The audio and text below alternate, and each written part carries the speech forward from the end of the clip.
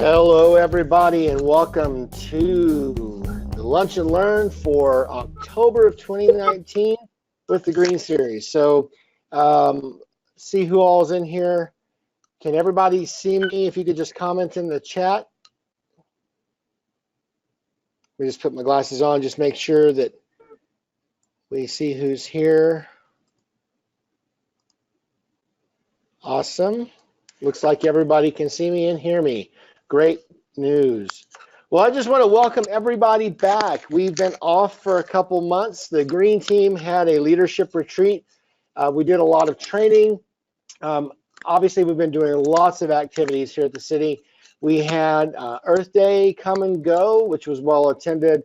Lots of great things going on. Lots of different opportunities to really learn how to be environmentally sustainable and to be green. So I'm Tom Darling, and what we do here is we manage all the training for the City of Albuquerque, and we're glad that we've got City of Albuquerque employees on today. And we try monthly to have a lunch and learn, and we also host lunch and learns for the Green Team and our sustainability efforts here at the city.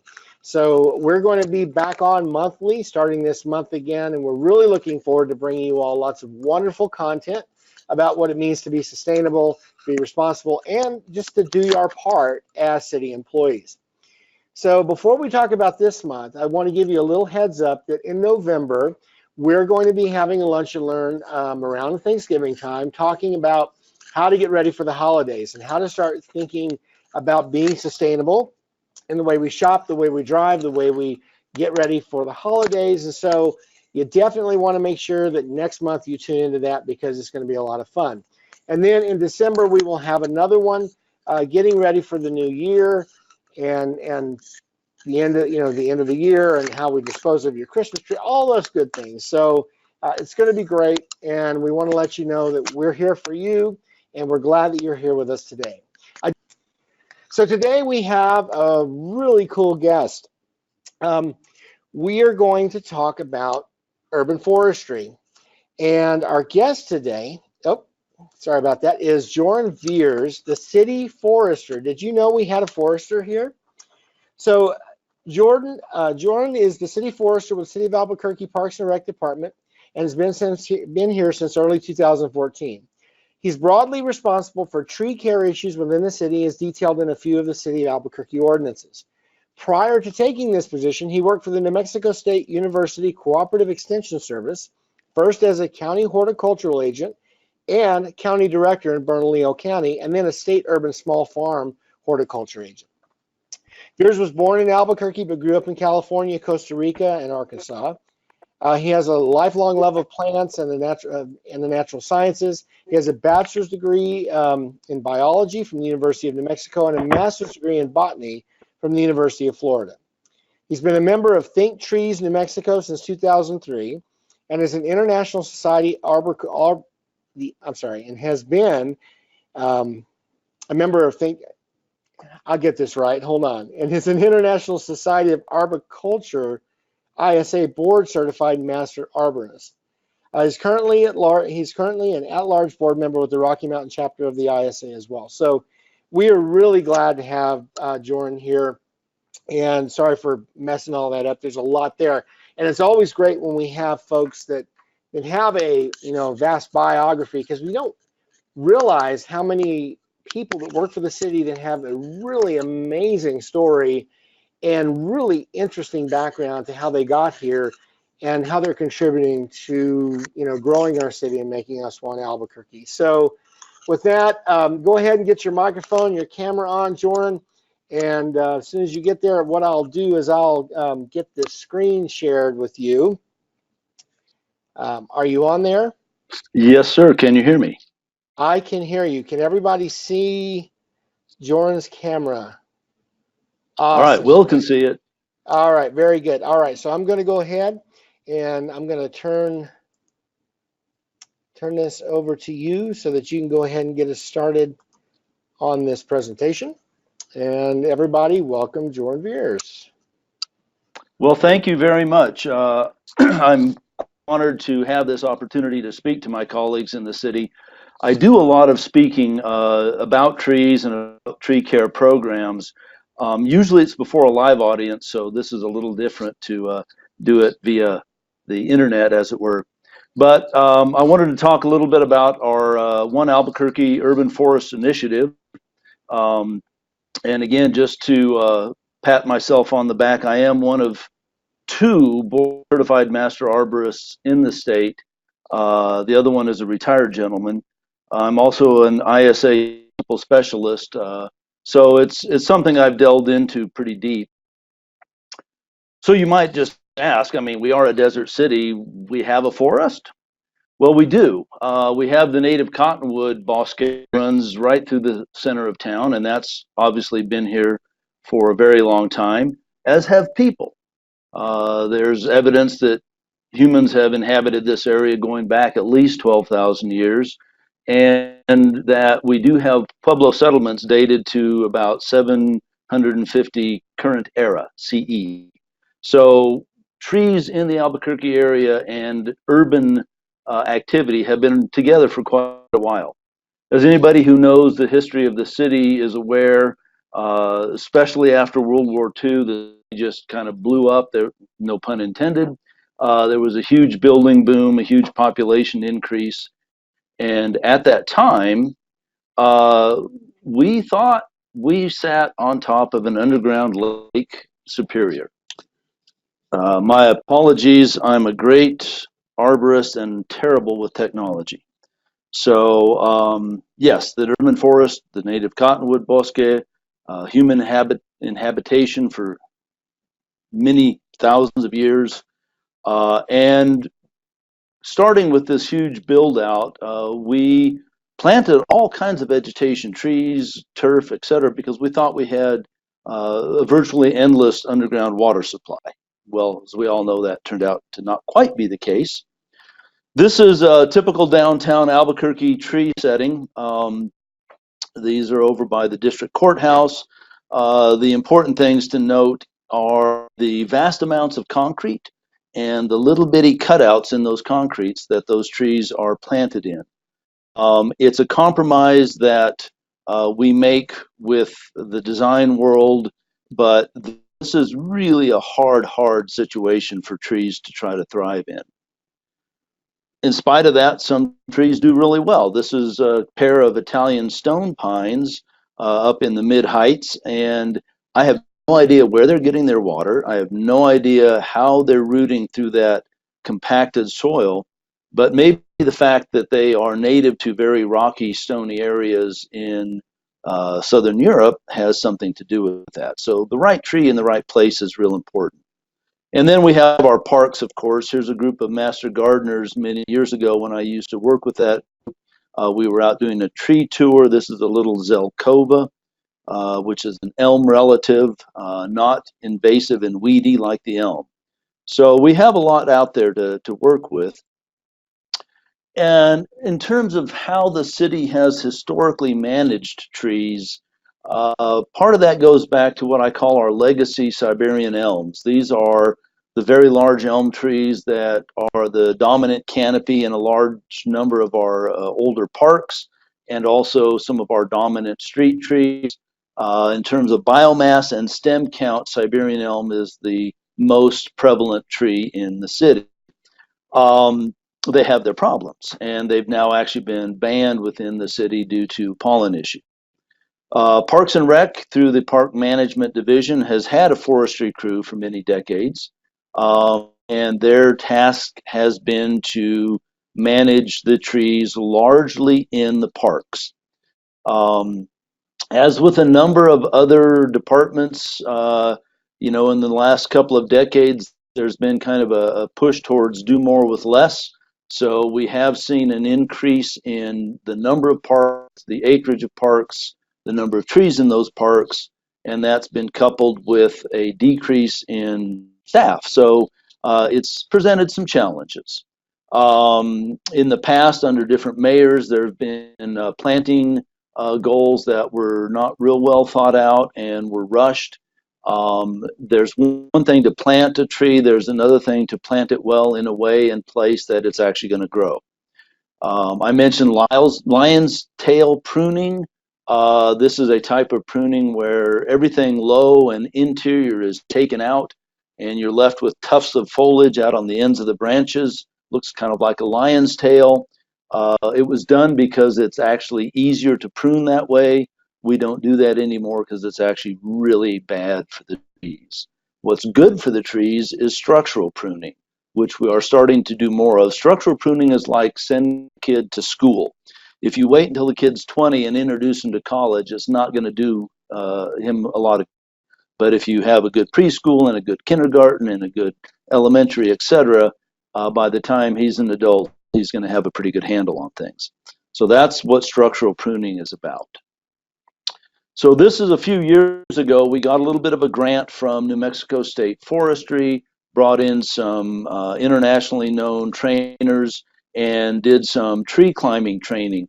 All of our city forestry workers are theoretically climbers. It's in the job description, but it's not a skill that we've been working with for a while, and it's not an easy skill. It's a very useful technique to get in where you can't bring heavy equipment, buckets, things like that. So we had to introduce them to the ropes, as it were, and we've started kind of training a few guys to be competent and effective technical tree climbers. So our current philosophy towards managing the urban forest is kind of as follows. So the field of arboriculture has really developed a lot in the last several decades through a lot of scientific research that's been done at a number of universities, looking at everything from how different planting techniques affect stability 5 years after planting, how different pruning techniques affect the decay that might enter trees. There's been a lot of technical advances in terms of equipment, better climbing systems, more effective and efficient tools, saws, etc.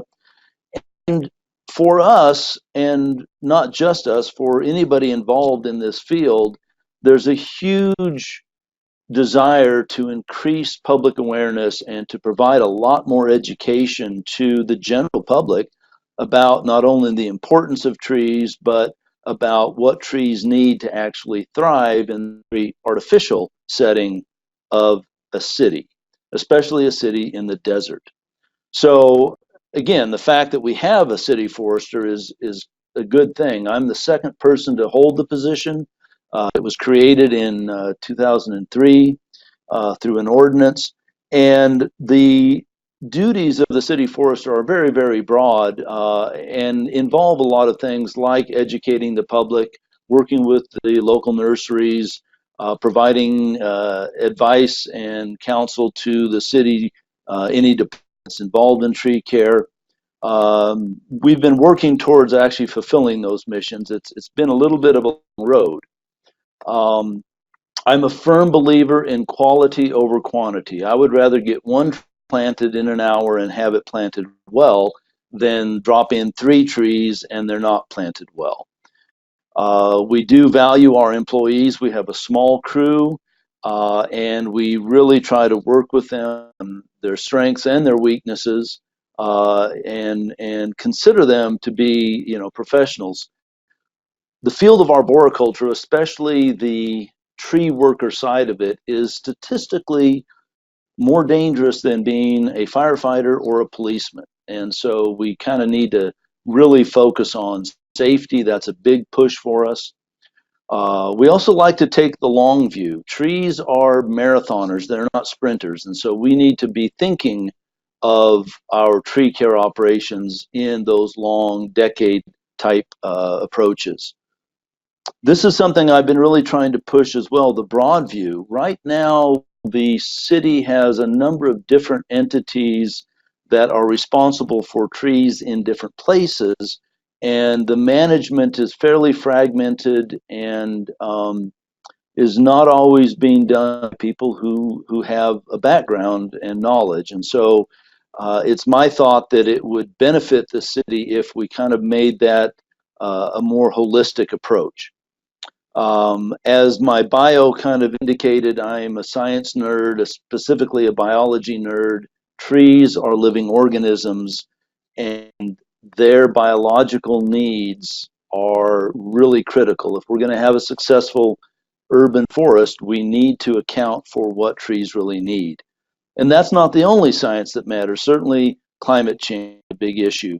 The city as a whole, under our new mayor, we have a very strong initiative and direction to be thinking ahead and trying to come up with climate sustainability concepts and approaches, climate resilience. So all of that matters. And that's kind of where we are right now.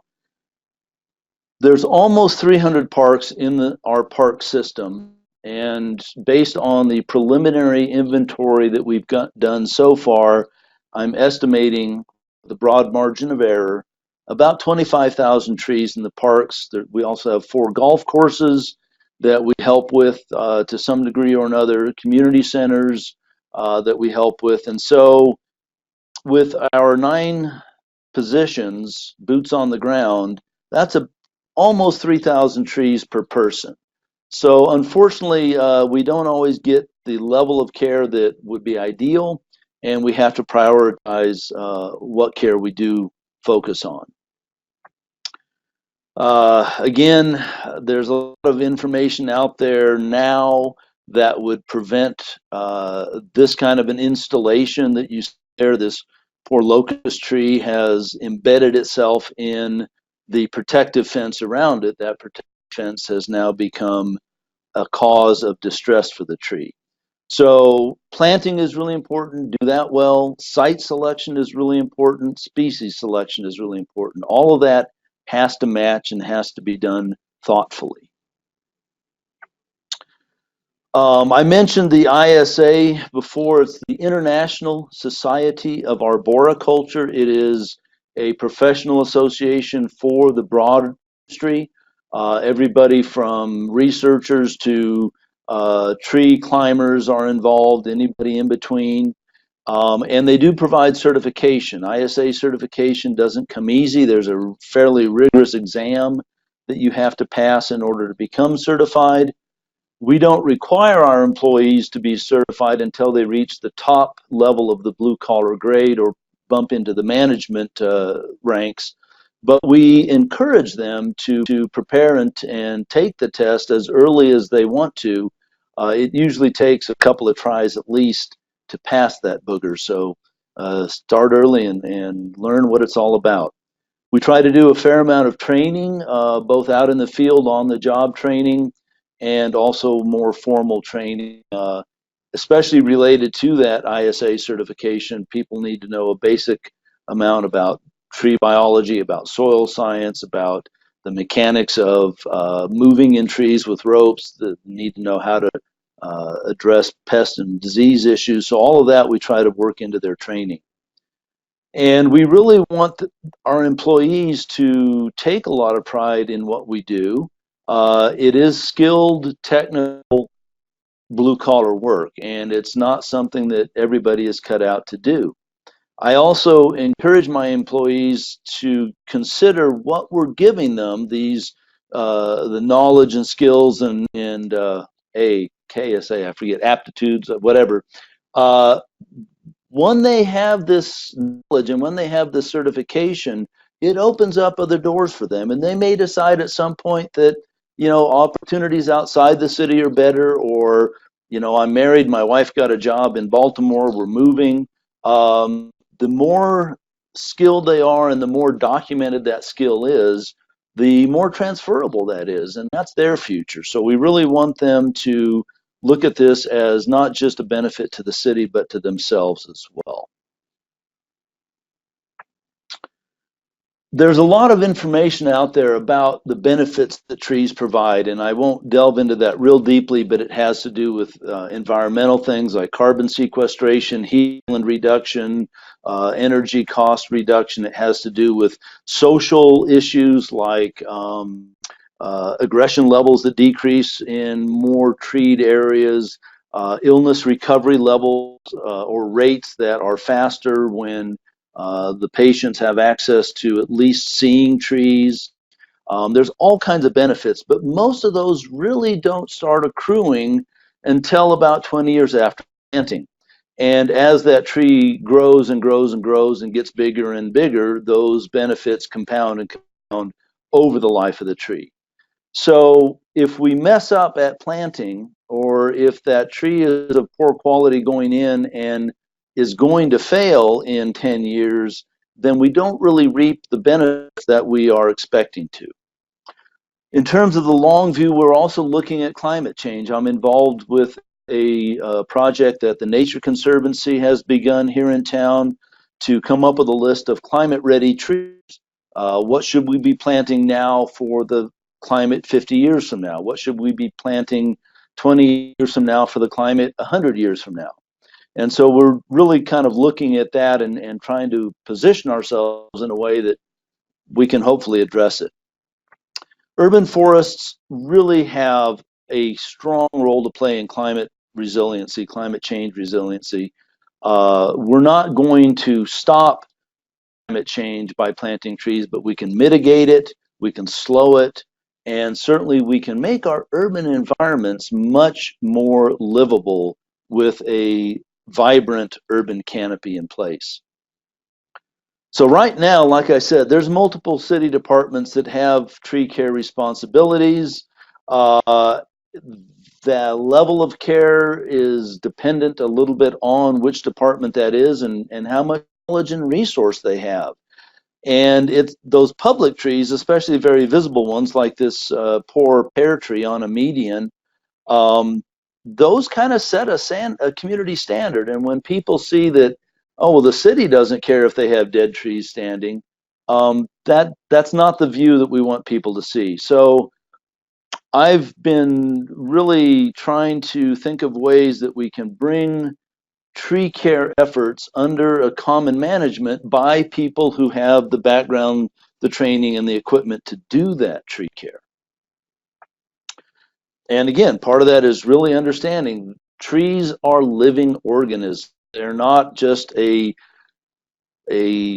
gray infrastructure unit that you plug in. It's a rock in a landscape. It's a parking light, whatever it is. It's a living organism, and we have to meet their needs. This particular tree, I love this picture. I mentioned the Siberian elm. It's very good at self-seeding. This one happened to seed itself in a very dead-end sort of place. 2 years after I took the picture, the tree had died because it just couldn't keep growing inside that metal post there. But you know, we are organisms as well, living organisms, and our health and our mental, our emotional health, our spiritual health is really tied to the health and well-being of our environment. So we need to all think about how do we promote that. We spend a lot of money installing, maintaining trees, even removing trees. Unfortunately, we're not doing as good of a job as we need to yet in convincing all of our workforce of the value of the trees and the need to take good care with them. Trees are very tough, but when this kind of damage, for instance, happens to a young tree, it's dead. That bark is a protective coating. It covers a living layer called the cambium that generates all new growth. And when you break that barrier and destroy that cambium and open up the tree all the way to wood like this, you doom it. So in order to really get those benefits that we are giving ourselves a promise we're going to have, we need to understand that this is an investment that requires a little bit more care. We also are trying to move from being strictly reactive to more planned, and that's difficult when you have a lot of trees and a small staff. And as much as we love 311, we do get a lot of great leads at an issue we need to deal with. It also ends up driving our schedule a lot, and so it has some downsides. Over on this other side, I throw out the example of a pruning cycle. Pruning cycle is a concept in urban forest management that basically says how often are we going to revisit existing trees or sites and do the needed pruning. Currently, the pruning cycle in Albuquerque is what? Pruning cycle? we don't have the time to actually get back to things on the regular basis we ought to be able to in an ideal world. Of course, none of us live in an ideal world. Maybe we can get to once every 12 years. The reason I use 6 and 12 as targets are that our parks are divided into 6 management areas. And so if we can focus our efforts one management area per year, or maybe per 2 years, then that gives us a way to kind of keep track of where we are in that cycle.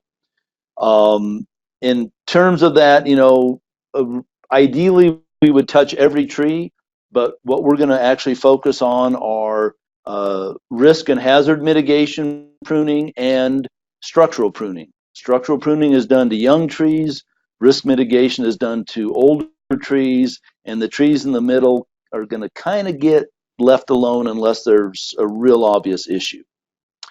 So we're working towards a more planned approach. But that requires tools. So one of the things that we've started doing is a tree inventory. It's a slow process, and it is in need of a little bit more quality assurance control than I've been able to do.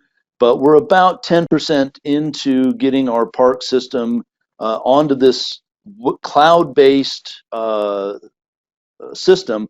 That website at the bottom there, pg-cloud.com/New Mexico, with no space between New and Mexico, that will take anyone in the city, anyone in the world, to a map of the trees that we have inventoried. And anybody can go and see, click on a dot and see what that tree is, see a picture of it.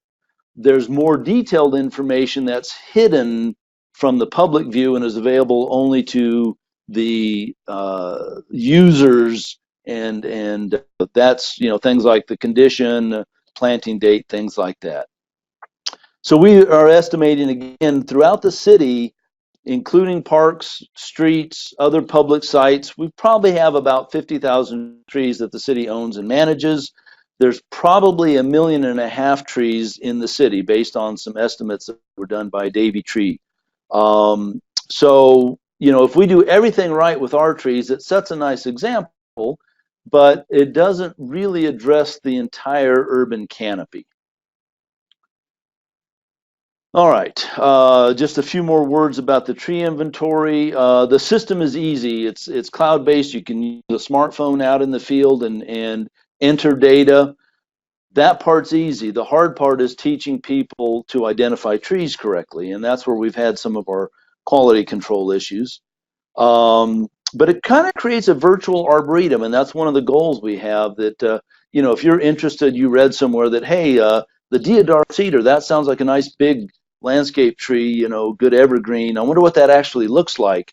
You could go on the system, type that into a search window, and it would pop up all the sites in the city where we have inventoried those trees. You could click on the tree and it would pull up pictures of the tree. So you could see where they are and even see pictures of them. The legacy elm issue, we have a number of parks I mentioned already that have dominant elm canopy. We are looking at doing kind of an iterated replacement process where over the course of maybe a couple of decades, we go in every 4 to 5 years, take out a number of the trees, whichever ones are doing worse, replant new trees, and then revisit the park again in 4 or 5 years and repeat that.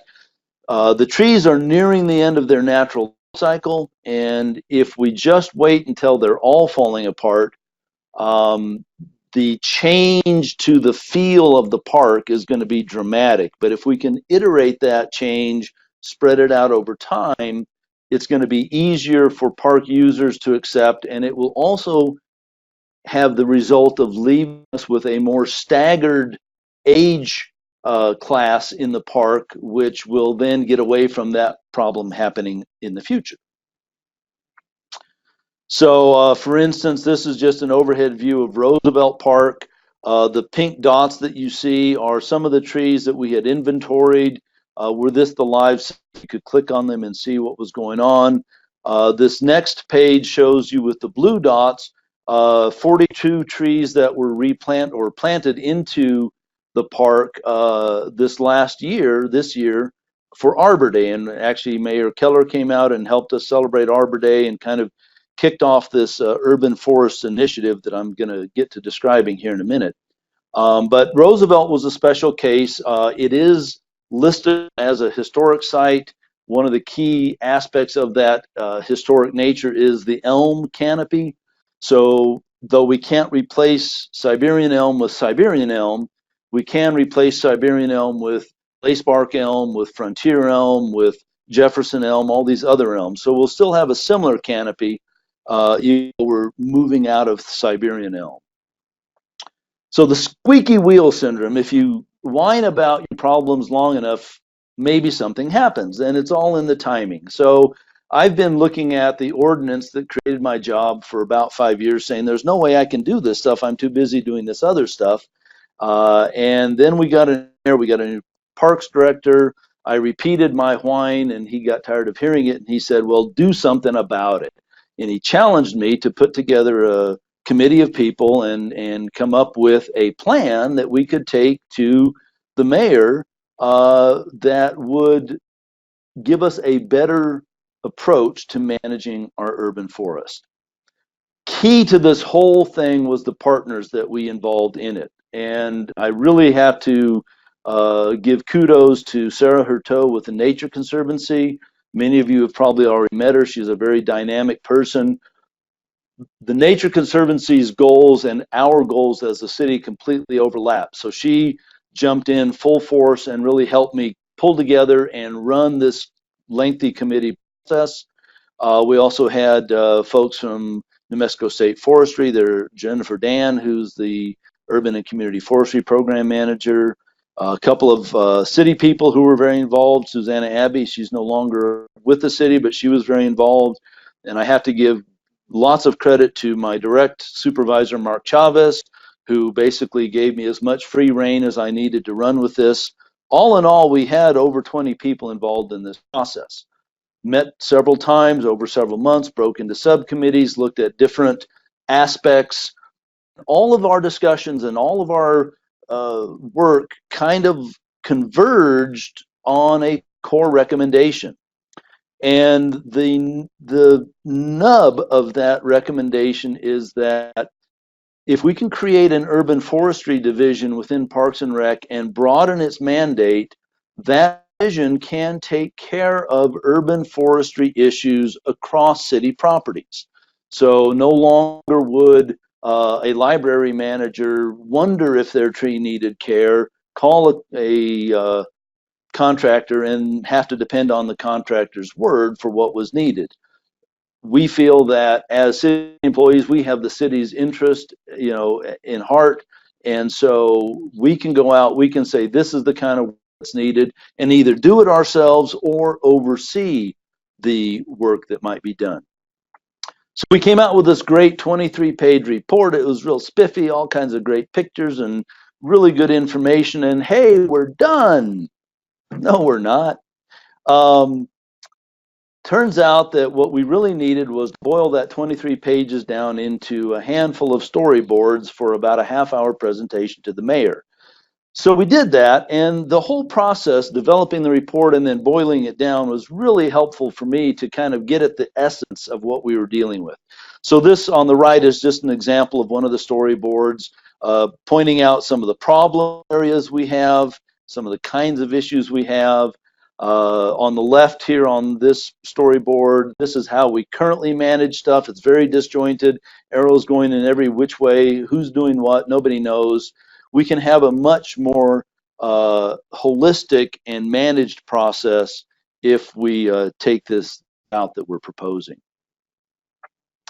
We talked on this about the benefits of urban trees. It was really encouraging to me as an arboricultural professional and as a city employee that when we went and presented this information to the mayor, all of this was old news to him.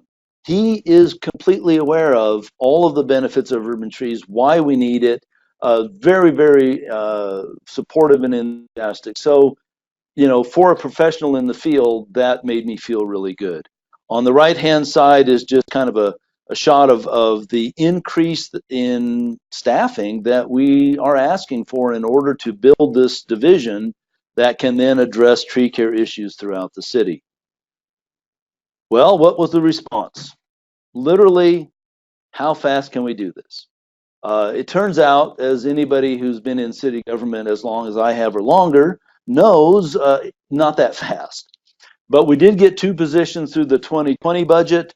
I think those actually have just closed, and we'll be reviewing applications and looking at the interview process real soon.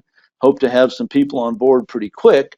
The new positions are going to be an assistant city forester, and my goal is to turn over to this person kind of the oversight of day-to-day blue-collar tree care operations, including training, including equipment needs, including some of the interfacing that we'll start doing with other departments. The other position is a volunteer/outreach coordinator. They'll work with a volunteer program that we recently started in conjunction with a number of other partners.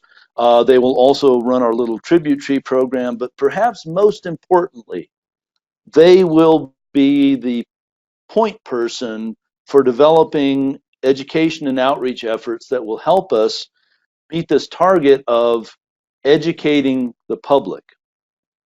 So what we have so far, we have a really cool logo. It's a Cooper's hawk. The reason we have the Cooper's hawk as a logo is a very iconic bird in our parks.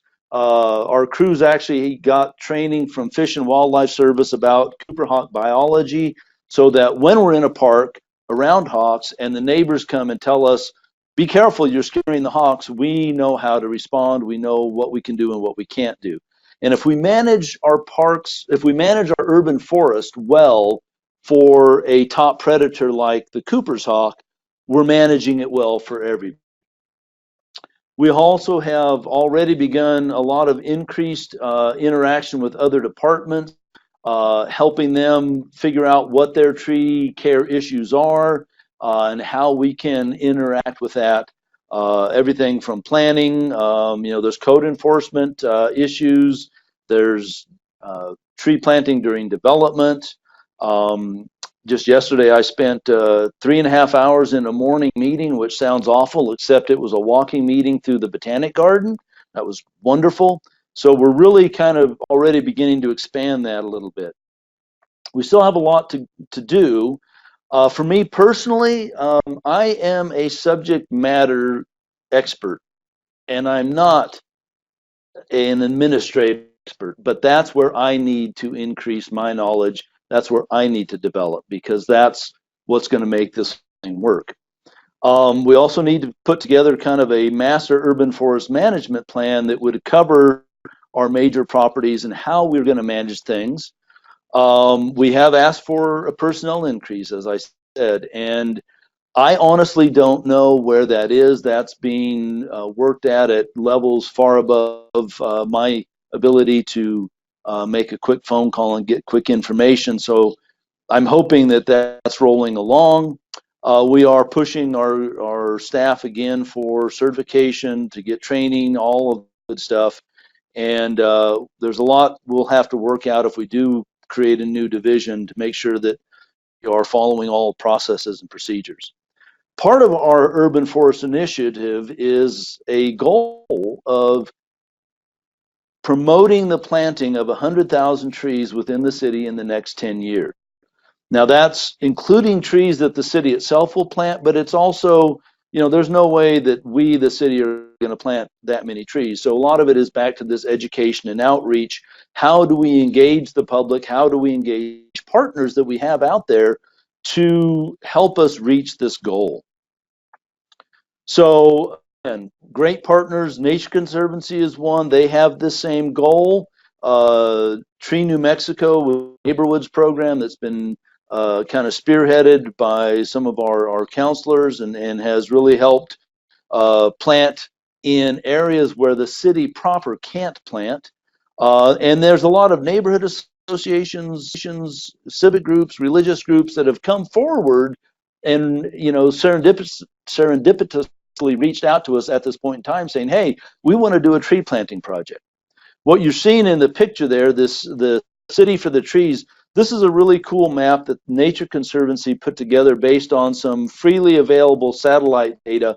And I'm going to zoom in on it a little bit. If you know the country club, you can see it there. If you know the Bosque, it's on the left-hand side down low here. This is the country club. This is Robinson Park. They built an algorithm that could look at this 1 meter resolution data and identify trees from anything else. And so it's given us a really wonderful visual of where we do have trees and where we don't. These are all partners that we currently work with and will increasingly work with as we try to reach this goal of promoting the planting of trees in Albuquerque to the point that we can legitimately claim, hey, 100,000 trees got planted. I'm still working on how we're going to tally that, because obviously, again, it's not going to be trees that we directly plant. Those will be included. But, you know, if we can get neighborhoods to plant trees in backyards, if there's some way we can get them to give us numbers, then that'll help us track that goal.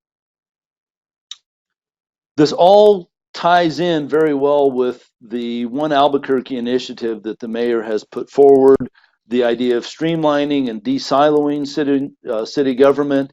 We already have some youth involvement. We obviously consider what we're doing a big piece of environmental sustainability, and there's a lot of citizens out wanting to get involved. So we kind of took this term then, One Albuquerque Urban Forest, as a subpart of One Albuquerque approach, and that is what we named our proposal that we brought to the mayor. The idea with that proposal, again, increase efficiency and effectiveness of our own urban forest management while fostering sustainability and community development throughout the whole region. We want to see the forest and the trees together. You know, and so right before this presentation began, Mr. Darling was kind of commenting on well, what is a city forester even? A city forester is somebody who is responsible for trying to see to the health and management of the entire forest, where an arborist is somebody who is working on tree A today, and tomorrow will be working on tree B. And those two things are obviously very interrelated and connected, but that forester view is kind of the 60,000 foot view, and that's where I'm trying to get to. So that is the end of my prepared presentation. I'm happy to, with whatever time we have left, answer any questions I can and make any comments. Thank you so much, Joran. Ed, this is, you know, this is one of those things. I think a lot of times what we do is, let me just go ahead and flip the screen back here. And we will make sure that if you all want contact information, we will make that available when we post everything to the YouTube channel. So I think, you know, sometimes I think we take for granted when we see trees that there's just trees, you know, and we don't think about what they are or who planted them or who maintains them. We don't stop and think when, you know, someone's out and back pruning their tree, are they actually pruning it the right way? You know, I mean, you know, we see utility companies cutting trees and different things. One question that I had that I know that some people might ask, and I think this is good for especially understanding this idea of being environmentally conscious in the desert. Is, you know, some folks may have the question of how can we sustain 100,000 trees in the middle of Albuquerque in the desert? Now, and it's a loaded question for you, and I think you and I know it's an easy answer, but to someone who, you know, is thinking about putting rocks in their front yard instead of grass, for instance, because of our water issues, you know, can you just explain just for a moment how 100,000 trees is not quite the environmental impact? Right. So that is a very interesting balancing act that we have to do in this desert climate. One of, you know, back to the biology of this stuff, trees are big plants with lots of leaves. So they use a lot of water, and that's just a reality. Now, within that, some trees use less than others, but they're still big plants with lots of leaves. So if we value the benefits that trees give us, we need to then think about, okay, we are going to have to invest some amount of water on an ongoing basis. And so then the 100,000 gets to really selecting sites where we can perhaps do some stormwater harvesting or other types of water harvesting off landscape and hardscape and buildings to supplement what's there. You know, the parks are a great place to plant trees because we water for turf. And yes, we do need some big areas for, you know, sports activities and smaller areas for picnics, but there's a lot of room in parks where we can plant more trees as well. You know, back to the example you were using about somebody perhaps wanting to xeriscape and considering rock mulch. The difficulty there is that rock as a mineral has the property of absorbing sunlight energy and re-releasing that energy as heat. Right. Heat rises, it rises through the leaves of the tree above and strips additional water out. Right. So there's an alternative, which is to use an organic mulch, wood chips, bark, something like that. It may not look quite as clean. It may have some other maintenance issues, but my thoughts there are, one, anybody who's put in a gravel mulch and waited 5 years has been very disappointed at the amount of weeds that grow in the gravel. So, okay, that's not doing what it, you know, what we thought it was going to do there. The other thing is, you know, okay, yeah, some of that gravel, you have nice colors and things like that, but frankly, I'm not a designer. I'm not, my sense of aesthetics is personal, but my aesthetic is if the tree is growing really well, if the plants in the landscape are growing really well, the eye is going to focus up here and not down on the ground wondering about the mulch. If the mulch is the aesthetic high point of your yard, then that's to me kind of a sad comment. So, you know, we need to be very strategic where we plant trees. Are they going to give us shade? Are we going to get benefits that way? Right. Not planting in certain sites, you know, right under a power line, that big sycamore is not a good idea. But it is going to take an investment in how we use our water, and you know, it's a reality. Trees do require water, so we're going to have to figure out the best way to do that. In some cases, we can use reclaimed water, sure. Again, harvested water to the degree possible. But in the desert, that's a huge issue. Right. Well, but a tree also has a higher return on investment than an acre of sod. Absolutely. Right. And although it does if you factor in non-monetary. Years ago when I worked for New Mexico State University, the turf grass specialist made the point that turf was the highest value crop of anything grown in the state because of all the people that came in from out of state to play golf and sure. spent money. Sure. Okay, yeah, that's just looking at money though. You know, how right. much carbon capture are you getting? Very little. Right. How much shading are you getting? None. Yeah, right. So and that's yeah. what I'm talking about when I'm talking, you know, environmental return on investment, and as yes. opposed to just money. Yes. Because yeah, we can, you know, there's lots of things that we can make money on that aren't necessarily going to keep us alive. But right. with that, we want to turn. We do have some questions here and some comments. So the first one we have is from Isabel. She said that New Mexico Forestry has a program for planting seedlings at a minimal cost. Is this something that we should be involved with? Thanks for that question. So the answer to that is yes, and we are a little bit involved with it as the city. Just a few quick points on that program. It is intended for conservation purposes, so you have to claim, hopefully honestly, that the area you're planting is at least an acre in size, and that you're not going to be reselling these plants. So they're not trying to stock nurseries. And then you have to buy them in bundles of 49 trees in a bundle. for $80. It's a great way to replant, especially areas like the bosque, the foothills, larger properties, perhaps commercial or church properties, things like that, where you could go in and plant a bunch of stuff. In municipal settings, in parks, in community centers, things like that, we plant larger trees, even though larger trees have a struggle more establishing.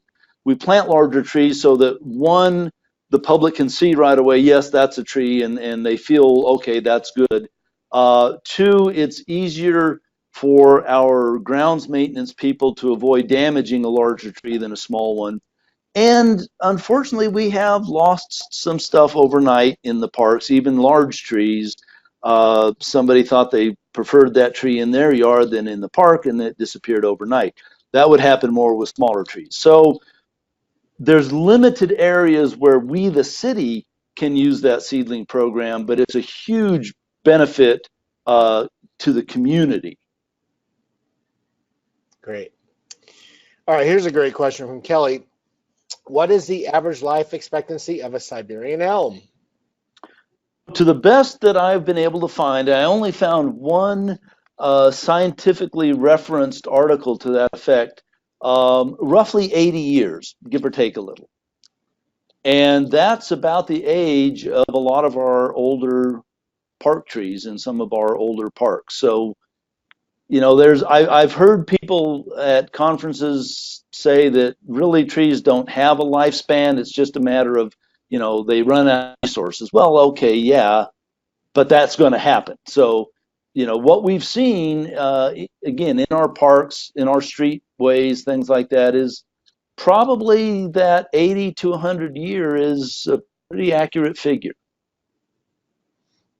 Nice. And just let me tack on to that. There's a correlation between how fast a tree grows and how soon it's going to die. So things that quickly, like a Siberian elm, like a cottonwood, have shorter lifespans. They don't invest their energy in protection, they invest it in growth.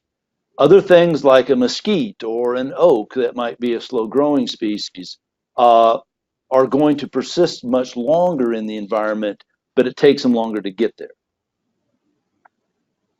That's great. Well, and so another question here was, so what is the difference? You talked a little bit about, which elms we can plant and which elms we can't, but why are Siberian and Chinese elms so bad? So there's a city pollen ordinance that was passed, I believe, initially in 1994 and then amended a few years later. And the issue with Siberian elm, with mulberry, with juniper, and a few other species were that they were known to be heavy pollen producers. And so people that suffer pollen allergies, this ordinance is aimed at relieving some of that. Just a real quick point, because I like to be technically correct as much as I can. There's Siberian elm and there's Chinese elm, and the two are very different. Chinese elm also goes by the name lacebark elm, and it's a wonderful tree. We use it all the time. Okay. Siberian elm has its place. It was brought here for a reason. It does really well. It does so well, it will never go away. It is here for the long haul.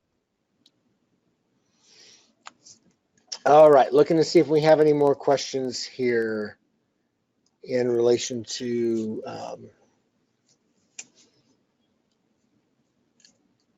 does anybody have anything else that you would like to ask?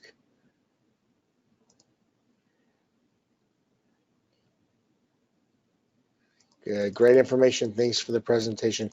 Yeah, the thing is, and I love trees, and it is so interesting.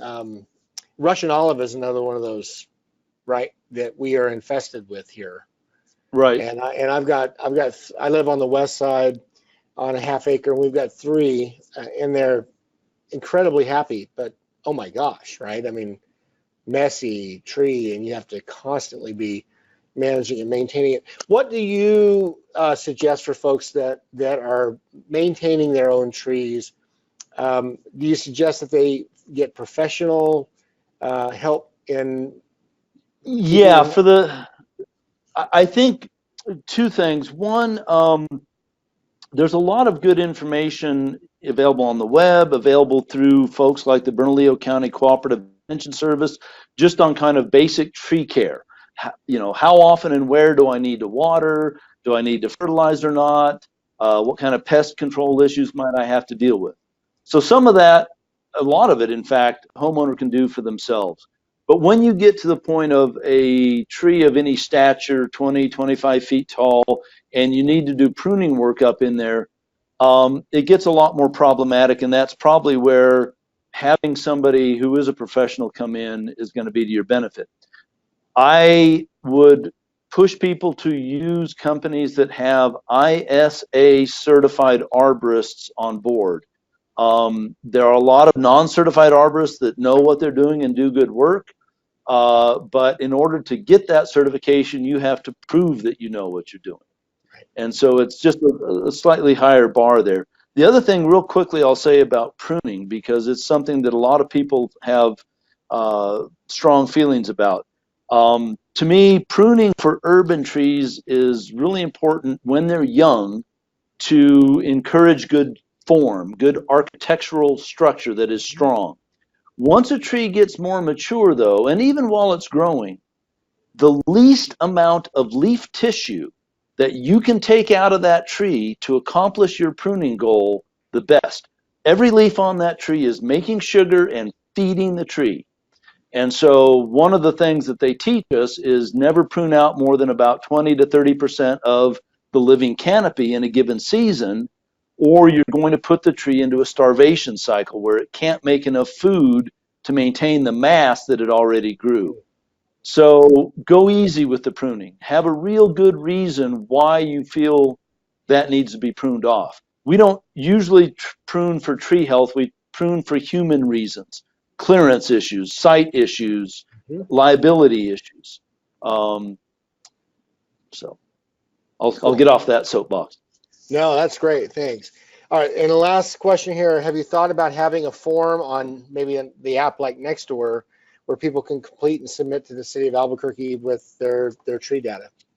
Yes, we are going to have something like that. I'm about 5% into figuring out how we're going to do that.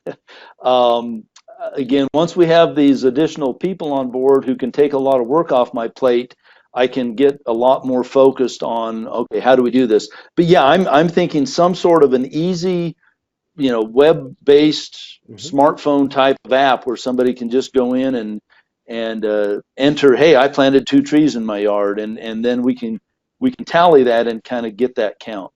That's great. That's a great idea. Awesome. Well, I just want to thank you, Joran, for being here and for providing all this My great pleasure. information. And I'm very happy to do it. Yeah, thank you all for watching and being a part. We bring these to you, primarily because, this is information that we all take for granted and things that we think we know. But every time we do one of these lunch and learns around some type of green activity, we all learn that there's something we don't know. So, like we talked about with our ozone and our recycling and our transportation, and understand we're not trying to make everybody tree huggers. Forgive the pun today. Well, yeah, hug a tree. But we're not creating environmentalists. We're creating people. We're trying to create an environment of sustainability so that we understand, how do we take care of our environment? How do we best use the resources that we have? I mean, who would have thought that you would have heard somebody talk about actually doing something that might suck water out of the aquifer, right? I mean, because we understand part of our environmental sustainability has to do with creating that fine balance. And if we're going to plant trees, we need to make sure those trees can be sustained themselves and they're the right kind of trees, and we're building an environment that is not just habitable, but really does help sustain all that lives there, including the ecosystem. So again, thanks, Joran, for being here, and just want to let you all know, next month, November 21st is the next Lunch and Learn. We would love to have you join us, as I said. And with that, we thank you so much for being here. You all have a wonderful day. And if for those of you who are on other sites, please make sure you email me your check-in roster, and we'll see you all next month. Thanks a lot.